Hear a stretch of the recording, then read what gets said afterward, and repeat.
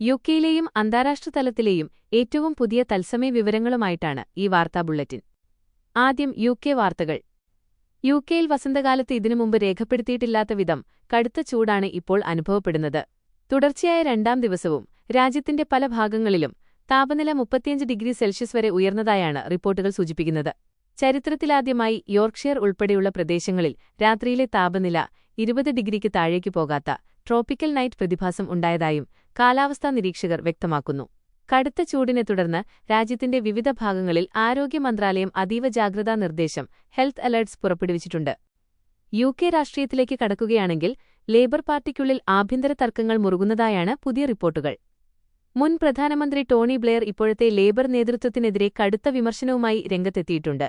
Party അതിന്റെ മധ്യവർത്തി നയങ്ങളിൽ centre ഗ്രൗണ്ടിൽ നിന്ന് വ്യതിചലിക്കുന്നത് വരാനിരിക്കുന്ന തെരഞ്ഞെടുപ്പിൽ വലിയ തോതിലുള്ള പരാജയത്തിന് വഴിതുറക്കുമെന്നാണ് ടോണി ബ്ലെയറിന്റെ മുന്നറിയിപ്പ്. മറ്റൊരു പ്രധാന നിയമനിർമ്മാണം യുകെയിൽ നിലവിൽ വന്നിരിക്കുകയാണ്. മാതാപിതാക്കൾ കുട്ടികളെ അവരുടെ അനുവാദത്തോടെയല്ലാതെ വിദേശത്തു കൊണ്ടുപോയി തിരികെ കൊണ്ടുവരാൻ വിസമ്മതിക്കുന്ന പ്രവണത തടയുന്നതിനായി പുതിയ ക്രൈം ആൻഡ് പോലീസിംഗ് ആക്ട് 2026 രാജ്യത്ത് പ്രാബല്യത്തിൽ വന്നു. ഇത്തരം കുറ്റകൃത്യങ്ങളിൽ ഏർപ്പെടുന്നവർക്ക് കടുത്ത ക്രിമിനൽ ശിക്ഷകൾ ഉറപ്പാക്കുന്നതാണ് പുതിയ നിയമ ഭേദഗതി. ലണ്ടനിലെ പ്രവാസികളെയും പൊതുജനങ്ങളെയും ബാധിക്കുന്ന ഭവന നിർമ്മാണ മേഖലയിലേക്ക് നോക്കുകയാണെങ്കിൽ നിലവിലുള്ള ലീസ് ഹോൾഡ് സമ്പ്രദായത്തിൽ വലിയ മാറ്റങ്ങൾ വരുത്താൻ ഹൌസിംഗ് കമ്മിറ്റി സർക്കാരിനോട് ശുപാർശ ചെയ്തിട്ടുണ്ട്. ലീസ് ഹോൾഡ് പ്രോപ്പർട്ടികളുടെ ഗ്രൗണ്ട് റെന്റ് വർഷത്തിൽ 250 പൗണ്ടായി നിജപ്പെടുത്തുന്ന നിയമം 2027ഓടെ അടിയന്തരമായി നടപ്പിലാക്കണമെന്നാണ് പാർലമെന്ററി സമിതിയുടെ പ്രധാന ആവശ്യം. ഇനി അന്താരാഷ്ട്ര വാർത്തകളിലേക്ക്. ലോകം ഉറ്റുനോക്കുന്ന മിഡിൽ ഈസ്റ്റ് പ്രതിസന്ധിയിൽ ഇപ്പോഴും ആശങ്ക തുടരുകയാണ്. ഖത്തറിൽ യുഎസും ഇറാനും തമ്മിലുള്ള സമാധാന ചർച്ചകൾ പുരോഗമിക്കുമ്പോഴും ഇറാനിലെ മിസൈൽ കേന്ദ്രങ്ങൾക്ക് നേരെ അമേരിക്ക പുതിയ വ്യോമാക്രമണങ്ങൾ നടത്തിയതായാണ് വിവരങ്ങൾ പുറത്തുവരുന്നത്.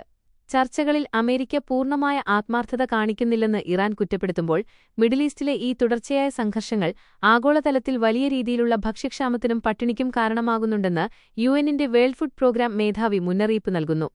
മക്കയിൽ നിന്നുള്ള ഒരു പ്രധാന വാർത്ത: കടുത്ത ചൂടിനെ അവഗണിച്ചും ലക്ഷക്കണക്കിന് തീർത്ഥാടകരാണ് ഈ വർഷത്തെ ഹജ്ജ് കർമ്മങ്ങളിൽ പങ്കെടുക്കുന്നത്. 44 ഡിഗ്രിക്ക് മുകളിലാണ് നിലവിൽ മക്കയിലെ താപനില രേഖപ്പെടുത്തിയിരിക്കുന്നത്.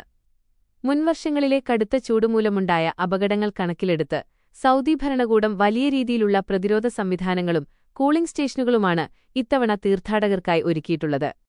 സാങ്കേതിക ലോകത്തുനിന്നുള്ള മറ്റൊരു പ്രധാന വാർത്ത: പ്രമുഖ ടെക് ഭീമന്മാരായ ഫുജിറ്റ്സു പ്രശസ്ത ആർട്ടിഫിഷ്യൽ ഇന്റലിജൻസ് കമ്പനിയായ ആന്ത്രോപിക് തമ്മിൽ പുതിയ തന്ത്രപ്രധാനമായ പങ്കാളിത്തത്തിൽ ഏർപ്പെട്ടിരിക്കുകയാണ്.